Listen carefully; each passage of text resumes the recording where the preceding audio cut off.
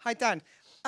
So Antonio Santini, your co-director, isn't with us. No. But could you tell me? I mean, I when I watch the film, it seems like one voice. How do you work together? How does it work being two directors? Right. So the way that Antonio and I came together. Well, first of all, I really want to take a second and thank BFI Flare. Like all of you guys being here should know that like you're actually supporting a very very worthwhile organization. So, you know, everyone here has been awesome to us, and I'm really really proud to be here for sure. Um, to your question Oh, though, okay. yeah. So Antonio and I came to this like very organically. Neither of us like studied film. And for me, I didn't really anticipate directing a feature-length documentary about a marginalized queer community on a colonized island at any time in my life, really. So we kind of, stumbled across the subject matter and took it to Puerto Rico. Decided to make a feature, and during production, I mean, we worked in a very interesting way together, I guess. It was more about like working to create an environment where certain subjects could speak to us about anything that they wanted to. There are people in the film that were definitely more comfortable with Antonio, others that were more comfortable with me. So we would work to, kind of when one of us was doing an interview or when one of us was behind the camera, we would work to, keep that that consistent environment where people could open up to us. At, at what point did you work on the look of the film? At what point did you decide how you were going to shoot this? Right. So during our initial conversations for when we were talking about what we wanted to do with this film, we were thinking about how we could kind of queer the genre of documentary. So you see in the film there are kind of like a lot of moments that are inspired by music video, by reality television, and that's something that we consciously brought to production, and something that we wanted to achieve in the film. Um, so yeah, I guess like that's how we worked together initially, and then we started to develop like a cinematic language as we were going. I mean, like there's a lot of shots in the film that like we kind of call like the mala mala follow, where you're just kind of following behind somebody. So we kind of created a shorthand with one another for what we wanted while we were on location actually filming. Just I'm going to ask a couple more questions and then I'll open up to the audience. But I'm so interested in the look and how much did you collaborate with the people in the film to create this? Right. So there are a lot of moments in the film that we're very very collaborative. I mean, like the one moment that I bring up a lot when this question comes up is Ivana in the waterfall, kind of when she's not wearing any clothing. And that day we had scheduled to shoot with Ivana. We wanted to take her somewhere very natural, and that was basically it. And we kind of went to this national rainforest that's in Puerto Rico, and she got in the water and she was wearing a bathing suit at the time, but then at some point along the line she decided that she was going to take everything off, and we were like, okay, cool, like let's roll with this. So it was, I mean, those moments, those like very fantastical moments, Sandy kind of like floating, which was shot on the back of a truck. Those were moments that we found with them. Kind of what is it that you want to do today? Like, where are you hanging out? Like, what is it that you want to express that you feel like you haven't had an opportunity to? For Ivana, it was really about her body, about her sexuality, about her feeling sexy. So we wanted to capture that along with her, and we worked with her to achieve that.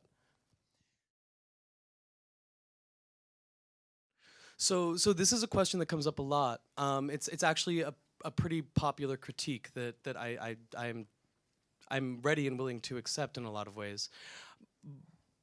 We we actually met with a survivor of domestic violence who was a trans woman, to discuss the violence that had occurred and her experience of it and her experience in dealing with it with the police, with the government, because it really wasn't addressed, and it was tragic. Unfortunately, that episode had happened, I think, 6 years before we had filmed. Um, and while the streets that we did a lot of filming on, like while it is a violent place, and there is violence that has occurred there, we personally didn't witness anything. So we heard a lot of stories from the trans sex workers who are working. You know, like there are lots of like teenage boys who like come by in cars and they kind of like spray them with Clorox out of like, you know, super soakers and stuff like that, and then they'll throw shit at them, and it's really messed up. So there was a point where we were really considering on like let's go back to, you know, like the house where this domestic violence occurred, and like let's film that. And that was actually a really big discussion during production. But then for us, we kind of countered that with saying let's focus on a forward-thinking film. Let's focus on something that actually portrays the community in a positive light. You know, where they actually go after something and they happen to achieve it by the end, which we didn't actually know that would happen. So we considered that. I mean, we considered that a great deal, but because we weren't actually there to witness it, we felt as though a recreation would actually kind of be a disservice. I was speaking about this earlier with Sam, and you know, we spent a day actually filming one of the biggest marches in San Juan, and it was this anti-gay, pro-family march. And for a long time, you know, we had all these horrible interviews with people with really faulty logic. You know, I was interviewing like pastors who were like, well, you know, if like we approve gay marriage, then like, you know, who's gonna say that I can't marry my horse? And you know, it's like it's all the logic that all of us have heard. And for a while I really fought for that scene to be in the film as like, okay, this is a mark of what they're up against, you know, when they're pushing for this political battle. And in talking with a lot of like my queer intellectual friends, they were kind of like, yeah, you can keep it in there if you need it, but you know, in essence, you're also providing them the same exact space as you're providing the subjects in the film. And the hate and, you know, the bigotry, it's implicit in the material. So we know that it exists. We know the conversations. We know why everybody hates queer people, if you are one or if you know one. So let's actually like lend all of this time to something other than that. Because Dan, I mean, there's a couple of incidents in the film that I think you're not showing violence, but I can. Yeah, there's a vibe. There's the guys that are shouting. There's the shot where you've got the three women on the corner, and then there's one woman on the corner. I found that sort of a very sort of moving shot. It sort of makes you realise it's about sort of vulnerability, and suddenly she's there and she's on her own. And it's kind of, to me, it's sort of. It's there, it's implied. Well, and with PAX too, you know, like PAX is a subject who, like, the lack of information, it's not representative of a physical violence committed against somebody, but it is representative of a certain lack of support, which could be interpreted in certain ways as violent. What's been the reaction of the people who were in the film when they saw the finished thing? Right. So surprisingly, and thankfully, everybody in the film is really happy with it. They've all expressed that it's like that it's a truthful representation of who they are and what they're doing, which, you know, is literally like, it's the biggest compliment that I feel like you could pay somebody like me. And we had a separate screening, actually, like, which is a kind of interesting story. We had a separate screening for all of the sex workers. And we like had it in Puerto Rico in somebody's backyard in like one of like those like fold out tents, and like they like rolled out their television, and it was amazing. And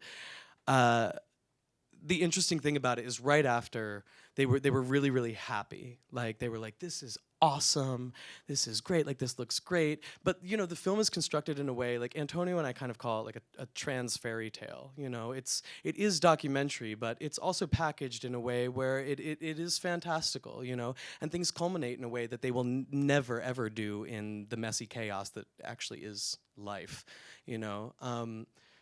So they were all really happy with it. And then like the second, like there was like some sort of switch in the group, and it turned into like, well then, like, what the fuck are we doing now? Like what are we doing now? Like, Ivana, like, you're all talk, and like Sandy, like da. You say that you'll do this, but you won't do this, and like da. And it became like this like crazy fight as to like, okay, well, what's next? Which like Antonio and I both appreciated, but at the same time it was a little bit frustrating, because it was like, you know, like, you guys are together, like you just achieved this great thing, like, you know, like, let's build off of that rather than kind of attack each other. So it was a mix of both, like, I'm proud of this, but then also what now, you know? So we showed the film in Puerto Rico around. You guys don't have Thanksgiving, so like last November, we actually premiered it in Puerto Rico, and the reception was it was insane. It's going theatrically to New York and Puerto Rico in June, so there were about only 750 people in Puerto Rico who were able to see it at that time, but we coordinated with the Contemporary Art Museum and ended up having this massive, massive party where about 700 people showed up. And we had a drag performance actually like in the courtyard of the Contemporary Art Museum, which I mean, like for me, I cry a lot like when I'm in production. Like there are things that hit me that like they really really bring me to tears, and like that was another moment actually like when we brought it to Puerto Rico that like I felt very moved by, because a lot of the girls that were actually performing in the show had never actually been to the Contemporary Art Museum. So for them to be invited to the museum like as a performer, like literally like performing in the middle of the museum, like surrounded by 700 people who most of them up until that point hadn't even really known that they existed, was a beautiful thing. I think Puerto Rico is, they're hungry for more art like this to come from the island. It's such a vibrant, amazing, amazing island that's like it's chock full of everything. It's I mean, it feels like a second home to me. So it feels like a lot of people there are really, they're hungry for stories like this. So we had an amazing reception in Puerto Rico. In terms of the differences that the film has made, I hesitate to claim that the film has, you know, made any sort of major impact, as opposed to the people in the film who have actually risen to, you know, do really incredible things. We connected with Lambda Legal, which is it's a civil law organization in the United States, and they actually saw the film at Tribeca, and then they went down to Puerto Rico because they were like, oh, we don't have any numbers for the trans population here. There's literally no information. So they started a study there actually with the coordination of Pax and Ivana. And Pax has actually like become this awesome spokesperson on the island for the trans community. So I think we pushed Pax in a lot of ways, but Pax also like kind of like took the baton and ran with it. And that's something that's awesome to see for sure. Dan, I just have one question for you, which is, how did the process of making this film, how did it change you? Do you feel how did it affect you? That's a big question. It is a big one. It's a big question. I'm just curious because I know nothing. I know nothing of you, so I don't want to make assumptions. I know nothing of, and I don't know you or Antonio, but I'm just wondering. But you mentioned that you're a 23-year-old filmmaker. You're filming for 3 years. You've come out the other side. I mean, it's strange because I mean, like this film, in so many ways, it's my first child that like I ever had. Like it's my baby. I haven't actually had a baby, but if I feel just as protective of this as anything else, and I feel like I really understand it in my core. Like I see it and like I know it in like ways that I feel like no one ever will. In post-production, both of my parents died within 4 months of each other. And it was obviously it was a crazy moment. But in a lot of ways, I look at the film also as something that was very much my saving grace. I mean, like, my mom died, and I took a week off, and then we went back to Puerto Rico to edit for a month. And then my dad had a second stroke, and he passed away. And then we moved editing into his house, while I was getting ready for the funeral and like preparing to sell everything and everything like that. And and Antonio was with me at the hospital, so it's like in so many ways, like I look at it as something that like it it prevented me from making horrible decisions, you know. And also, you know, I've like remember that like, there was a moment where it was like, okay, cool, like maybe I should just step back and like I should just like leave and like take care of my shit. But then like at that point, the film had obviously become something that was so much bigger than us. Because we were getting emails from trans people and kids all over the country just being like, hey, I saw this on Kickstarter and like I need this movie, you know, I need you I need you to finish this movie, like I need this representation, I need this in theaters. And for me, you know, that was something that was like, okay, well then like then there's no question, you know, like we have to finish it, like we have to make it available, and like we have to see it all the way through, which is why like I feel like I'm standing here like 10 months from like the time that we premiered it, like still like hustling door to door all over the world being like, hey, like this is something that like people should be paying attention to, like this is something that people should see, and not because I made it as much as it is like this is something that people don't really talk about, like this is a group of people that they don't have a voice, they don't really have a platform. So you know, the film, I mean, it's everything to me, and I really didn't anticipate it that way at all.